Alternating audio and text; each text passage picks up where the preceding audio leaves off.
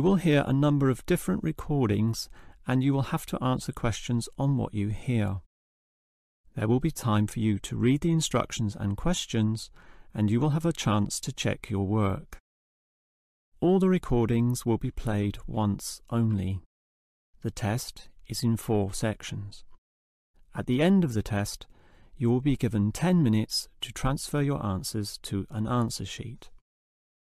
Now turn to Section 1. Section 1. You will hear 2 flatmates, Tom and Richard, talking about their new flatmate who has just moved in the week before. First, you have some time to look at questions 1 to 6.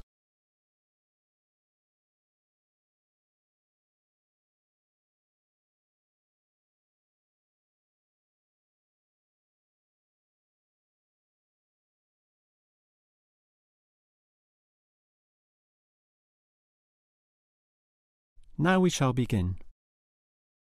You should answer the questions as you listen, because you will not hear the recording a second time. Now listen carefully and answer questions 1 to 6. Hi, Richard. I'm glad I caught you here. Can I just talk to you about something? Our new flatmate, Anders, is not quite what I had hoped. I was wondering if you shared my concerns about some of his behaviour. Yes, Tom, I know what you mean, but we can't be entirely negative. He has good points. I mean, at least he's quiet. He doesn't play loud music all night or bother others or turn his TV up, disturbing everyone. Sure, he's quiet, but remember our last flatmate? He'd say hi to you and smile and treat everyone politely. In comparison, this new guy is very impolite. He just grunts in reply and sometimes ignores me altogether. I guess that's just his way, just his character. I don't think he realises he's being impolite, and it shouldn't matter to us too much. We can just ignore him too and quietly live our own lives. But his friends are hard to ignore when they visit. I know what you mean, but how often does that happen? I rarely see them, maybe once or twice a month. If they came more often, it might be a problem, but as it is, such rare visits don't matter so much. Wouldn't you say so? Well, I'm not sure, since it's very obvious when they're here because of all the cigarette smoke in the house. It stinks up the place, and you know we don't allow smoking on the premises. Well, I've never seen them doing this. Maybe they do it outside. Perhaps we can talk to Anders about it. Always remember, though, in one respect, he's a good tenant. And it's the most important aspect. The previous flatmate would always pay the rent late. I know what you're going to say. This guy pays promptly. But there's more to being a good tenant than prompt payment. I mean, you need to turn off the TV, clean up your dishes, dress respectably, be polite, and so on. I guess what I'm saying is that basically you need to cooperate with the others, and this new guy fails significantly in this respect. OK, I suppose you have a point there.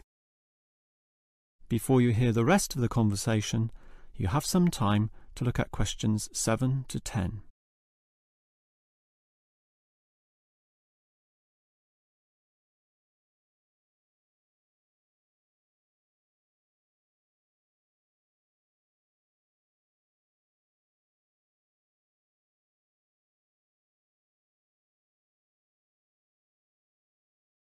Now listen and answer questions 7 to 10.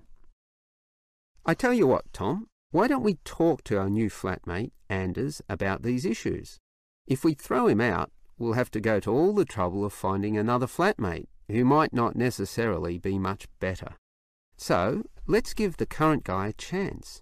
Here, I've got a piece of paper, so let's make a short list of issues to discuss with him. Get it out into the open. Sure, we'll give him one more chance. So write communication, and let's tell him to... Well, we can't change a person's personality overnight. So why don't we have a weekly tenants meeting and we can just ask him to attend. That way we can get to know him better. I'll write attend meeting and we can take it from there.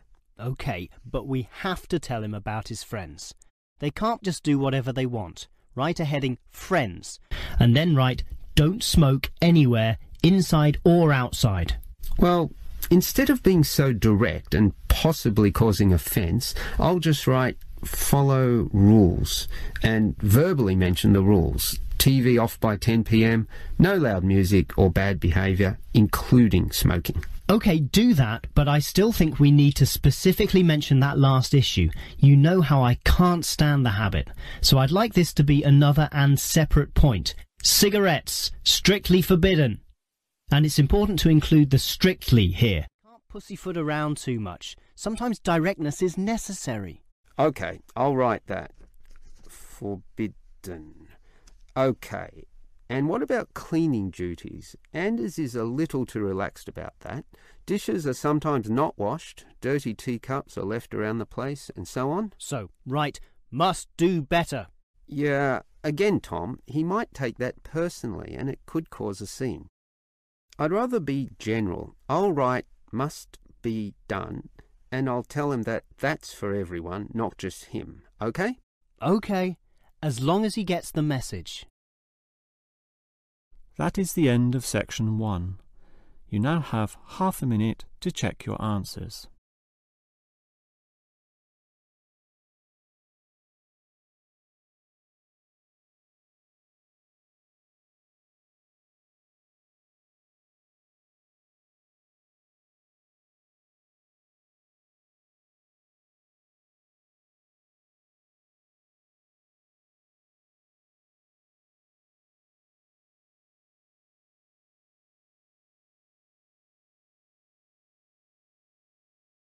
Now turn to section 2. Section 2. You will hear a first aid officer talking to a group of factory workers about emergency first aid. First, you have some time to look at questions 11 to 17.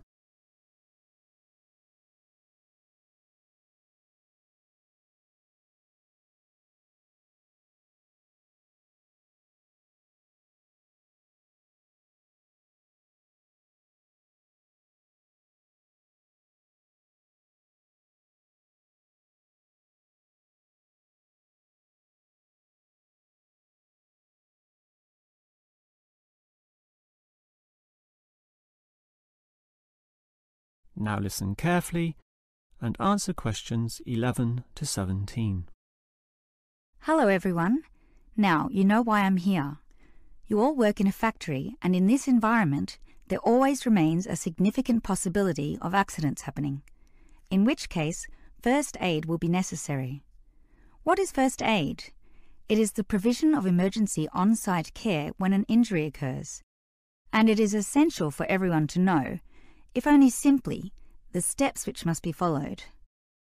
There are, of course, minor injuries which may happen, not needing further medical care beyond the intervention of the first aider, but you can never be sure, thus the following steps must always be followed. These can be abbreviated to the words Dr. A, B, C, in other words, D, R, A, B, C. The D stands for danger, and that's the first issue to keep in mind. When an accident happens, immediately ascertain that the environment is safe. That, for example, nothing else will fall or break or cause accidents. If you, the first aider, are also injured, the problem is even worse. The R stands for respond. You must then ascertain the best response. Once all the danger has been eliminated and the distress calls sent out, the appropriate action is, obviously, to help the injured party. Alright, that leads to A, which stands for airway. In order to stay alive, all people need to have an open airway to allow breathing. A conscious person will automatically clear their own airway. But if unconscious, this may not happen. The brain is stopped or hindered from properly directing the body, and, obviously, in the worst case, death can result. For this reason, the injured person is normally put into the recovery position. Placed on the side, tilting the head back and ensuring that there are no blockages in the mouth. To free any such blockages, the back can be slapped or the chest compressed, allowing anything to be spat out.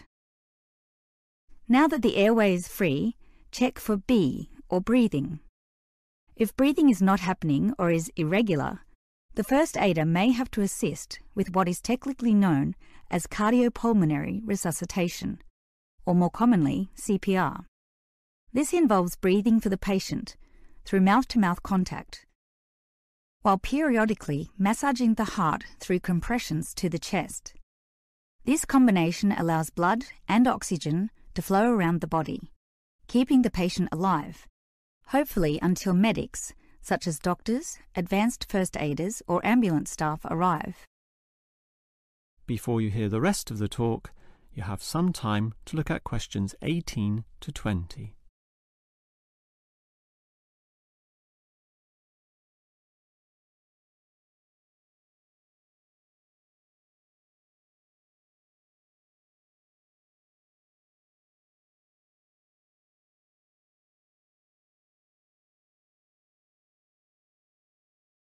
Now listen and answer questions 18 to 20. Now, it's certainly good to have knowledge of emergency first aid, but, obviously, the best situation is simply not to have accidents occur in the first place. For that, you need to be aware of safety issues, but just saying "be aware" does not usually achieve much. It is more important to have an appointed person whose job is to ensure awareness and work safety. Safety inspections would obviously be part of their job, whereby they can make sure, for example, that the first aid boxes are fully equipped. Another idea is to put posters on the walls, but, interestingly, research has proven that these tend to be ignored, becoming just part of the wallpaper, seen but not put into practice. It is much better if everyone is just instilled to not be reckless, that is, to not rush into situations without thinking about the possibility of accidents. And instilling this mindset is part of the job of the safety officer. Some other suggestions are ongoing first aid training and no accident reward or star systems. These have had some success, but nothing beats a regular meeting, say once a month, in which the subject of safety is brought to the attention of everyone, and any outstanding issues related to this are thoroughly discussed. That is the end of section 2. You now have half a minute to check your answers.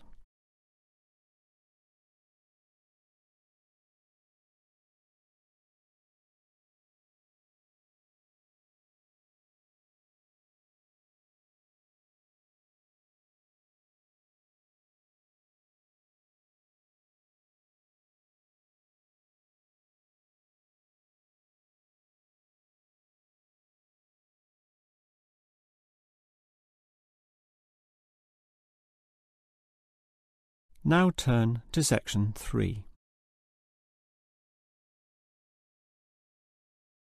Section 3.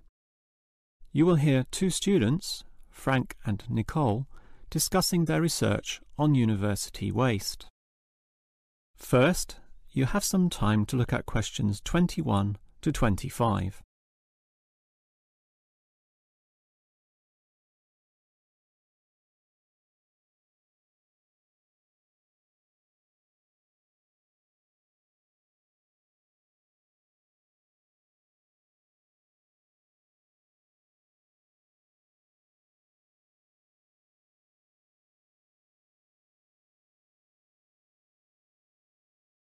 Now listen carefully and answer questions 21 to 25.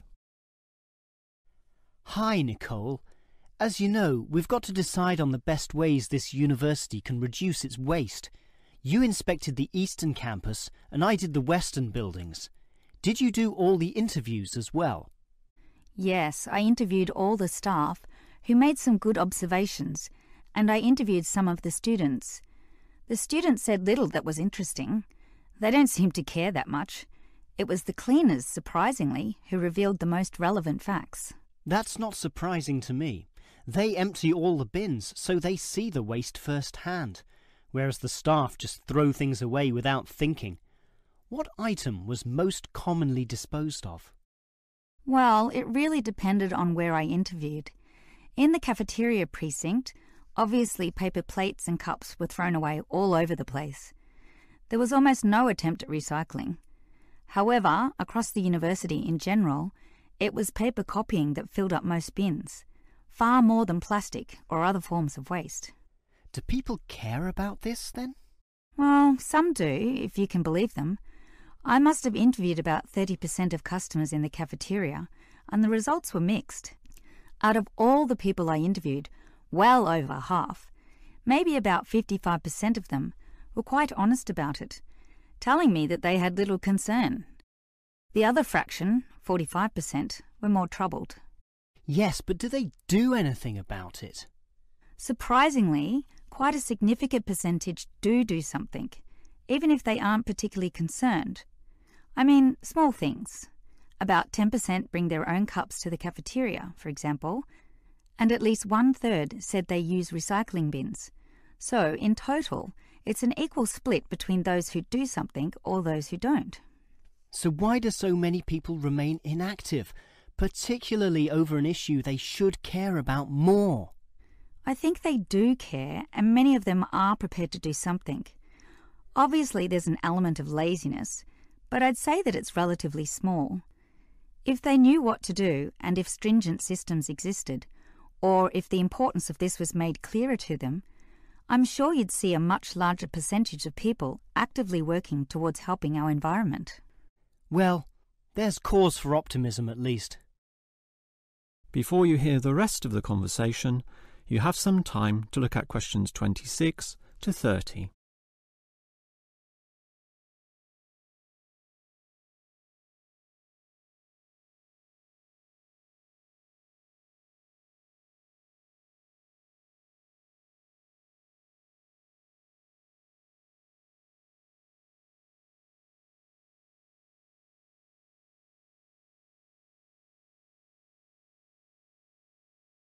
Now listen and answer questions 26 to 30. Clearly then, there's a significant waste of paper here at this university, so I've worked out one practical suggestion which could help reduce it, specifically the waste from the excess photocopying. Let me hear it then. Obviously, for a start, we've got to ensure that everyone, including the staff, without exception, copy both sides of a page. We can't tolerate single-sided copying. It's just far too wasteful. Absolutely. Just more trees being chopped down. But as people are doing copying, there may be adjustments and practice copying, producing single-sided copies or blank pages not wanted and not intended for use. These need to be deposited into a tray for intended recycling. You know, for recopying onto the blank side of the page. But people don't usually do that. I'm afraid it's just human nature. No matter how unimportant the copying is, they prefer to use fresh paper. Yeah, I agree with you, which is why you need to display these papers right in front of everyone with a clear sign, "Please reuse," to make it easy for them to do so. They still won't do it. I know. That's why you take some of these papers and regularly stack them inside the copier in a special tray once a day, say in the morning. Well, that's getting better, making it easier for them to use the paper. But still, I'm afraid many won't. That's why you allow everyone to select this tray when copying. You distribute numbers or codes to every person, giving them special access to this recycling tray. Every time they use papers from this, it's tallied up to their account. I know I'm sounding a bit negative, or even cynical here, but why should they bother using that tray? Because the person who does the most copying from this recycling tray gets, say, a cinema pass or lottery ticket or some other sort of reward. Oh, right. Now that's a system which might just work. Let's trial it in the office and see what happens. That is the end of section 3. You now have half a minute to check your answers.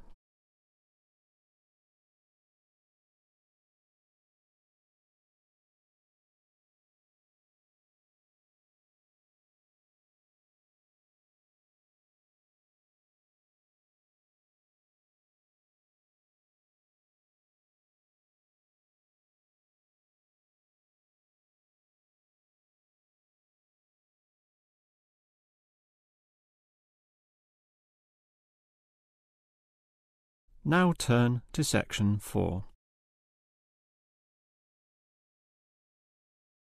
Section 4.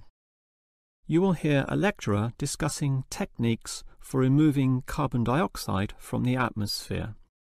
First, you have some time to look at questions 31 to 33.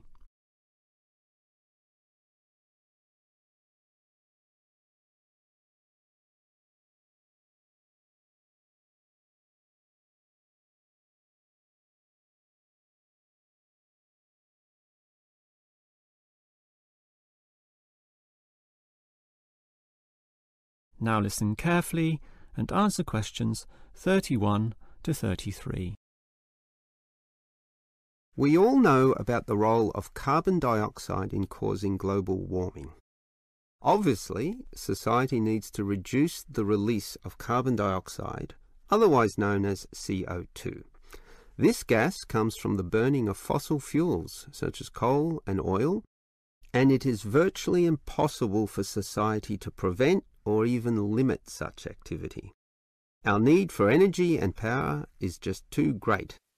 Instead, a more practical idea is to collect the carbon dioxide from the burning process, for example, directly from the chimneys of power stations, and somehow prevent this gas from being released into the environment. To do that, you need to store it somehow, and that has to be essentially forever.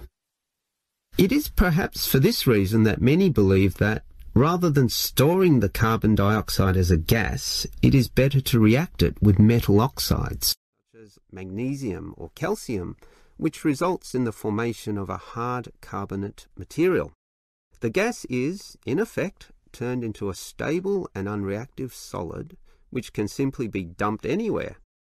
This process actually occurs naturally, although very, very slowly, and is one cause of the surface limestone in the world. But this slow reaction speed is the problem. Even when enhancing this process through high temperature and pressure, or pre-treatment of the mineral, it is still far too slow to be economical. One other technique which has been suggested is to pump the gas to the bottom of the ocean, where it would react with compounds in the seawater, forming carbonic acid. However, this alternative has now been ruled out. The CO2 may be removed from the atmosphere, but the high oceanic acidity which would result raises its own set of problems, mostly with all the delicate life and the intricate food chains which exist there, some on which we ourselves depend, and that's something which no one wants to experiment with. Before you hear the rest of the lecture, you have some time to look at questions 34 to 40.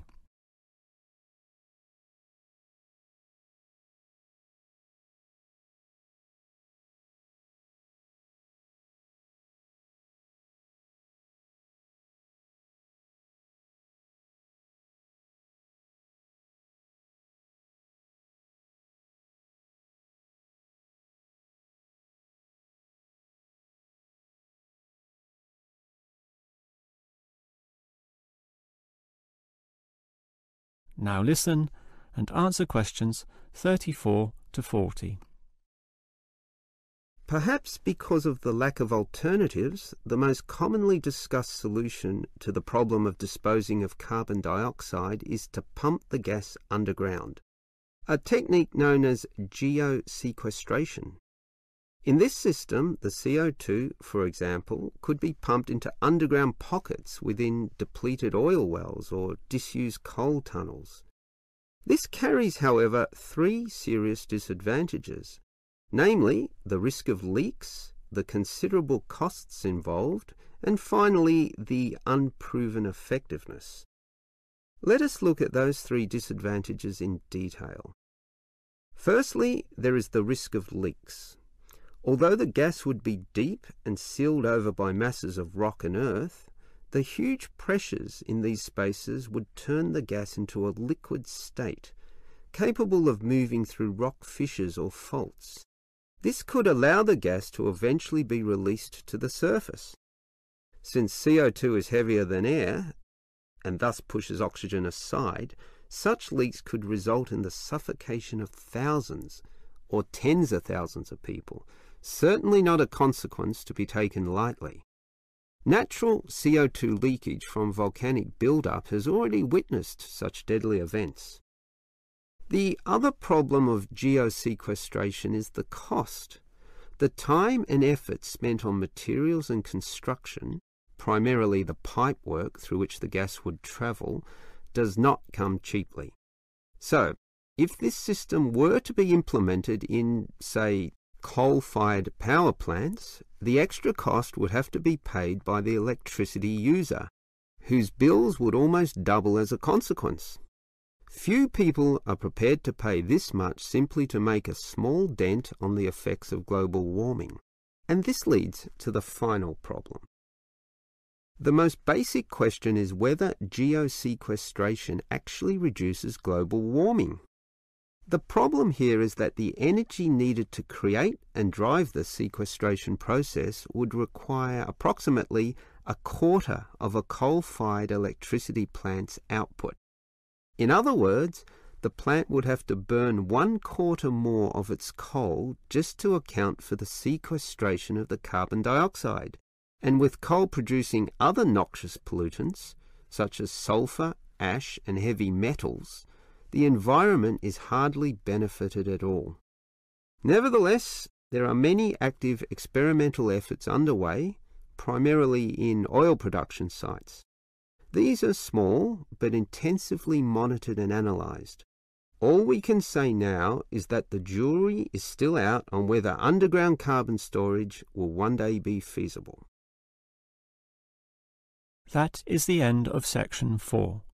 You now have half a minute to check your answers.